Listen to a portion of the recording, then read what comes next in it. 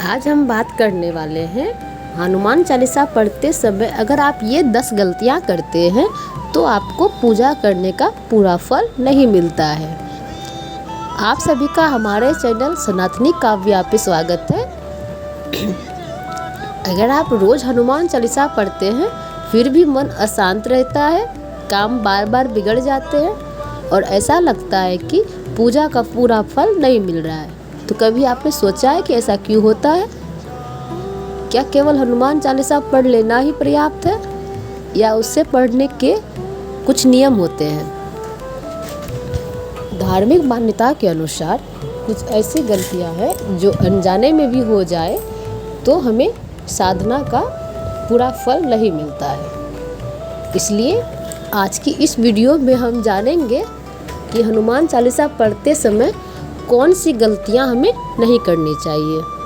तो आप सभी वीडियो को अंत तक ज़रूर देखिए, क्योंकि आखिर में मैं एक ऐसा सरल नियम बताऊंगी जिसे अपनाने से आपकी भक्ति और भी प्रभावशाली बन सकती है। गलती नंबर 1, बिना मन को शांत किए कभी भी पाठ शुरू नहीं करना चाहिए। बहुत से लोग क्या करते हैं, जल्दी जल्दी में हनुमान चालीसा पढ़ना शुरू कर देते हैं, लेकिन यदि मन इधर उधर भटक रहा हो, क्रोध, चिंता या घबराहट से भरा हो तो पाठ में एकाग्रता नहीं बन पाती है। इसलिए जब भी पाठ शुरू करें उससे पहले कुछ क्षण शांत बैठे, गहरी सांस लें और श्री राम तथा हनुमान जी को याद करें। गलती नंबर 2, शब्दों का गलत उच्चारण करना। हनुमान चालीसा की प्रत्येक चौपाई का अपना महत्व माना गया है। यदि बार बार शब्दों का गलत उच्चारण किया जाए या पंक्तियाँ बदल दी जाए तो अर्थ बदल सकता है। यदि आपको पूरी चालीसा याद नहीं है तो पुस्तक देखकर या ऑडियो के साथ धीरे धीरे पढ़ें। गलती नंबर 3, केवल इच्छा पूरी करने के लिए पाठ नहीं करना चाहिए। कुछ लोग केवल धन, नौकरी या किसी कामना की पूर्ति के लिए ही हनुमान चालीसा पढ़ते हैं, लेकिन सच्ची भक्ति केवल स्वार्थ के लिए नहीं होती। हनुमान जी निष्काम सेवा और श्री राम भक्ति के प्रतीक हैं, इसलिए श्रद्धा और समर्पण के साथ किया गया पाठ अधिक महत्वपूर्ण माना जाता है। गलती नंबर 4, बीच में बार बार मोबाइल देखना या किसी से बातें करना। आजकल कई लोग पाठ करते समय मोबाइल देखते रहते हैं या बीच में बातचीत करने लगते हैं। इससे ध्यान भंग हो जाता है। कोशिश कीजिए कि पाठ के दौरान कुछ मिनट पूरी तरह से भगवान को समर्पित रहे।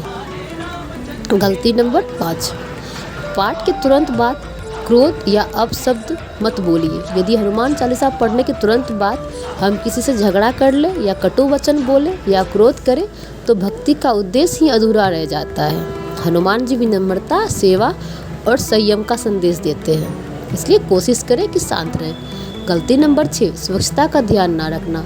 धार्मिक मान्यताओं के अनुसार पूजा या पाठ से पहले शरीर और स्थान की स्वच्छता का ध्यान रखना शुभ माना जाता है। यदि किसी कारण स्नान संभव ना हो तो कम से कम हाथ मुंह धोकर साफ वस्त्र पहनकर और मन को शांत करके बैठे। सबसे महत्वपूर्ण बात, श्रद्धा और पवित्र भाव। गलती नंबर 7, मंगलवार और शनिवार को भी पूरी तरह भूल जाना। ऐसा नहीं है कि हनुमान चालीसा केवल मंगलवार या शनिवार को ही पढ़ी जा सकती है। इसे किसी भी दिन पढ़ा जा सकता है, लेकिन परंपरागत रूप से मंगलवार और शनिवार हनुमान जी की विशेष उपासना के दिन माने जाते हैं। यदि संभव हो तो इन दिनों थोड़ा अधिक समय भक्ति में दें। गलती नंबर 8, माता पिता और बड़ों का अपमान करना।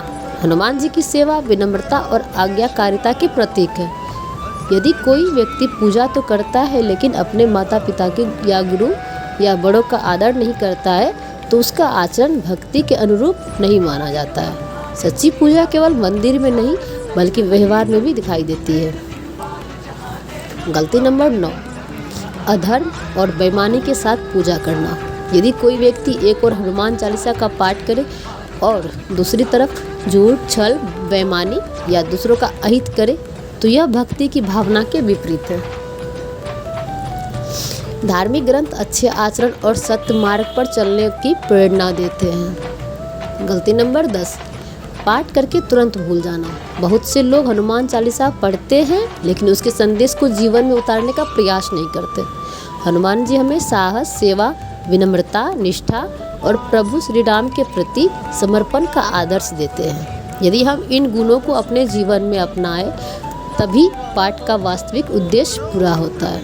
हनुमान जी को प्रसन्न करने का सरल उपाय है कि प्रतिदिन कुछ मिनट श्रद्धा से श्री राम नाम का स्मरण करें। हनुमान चालीसा का पाठ एकाग्र मन से करें, सत्य बोले, किसी का अपमान न करें, जरूरतमंद की सहायता करें और अपने माता पिता तथा गुरु का सम्मान करें।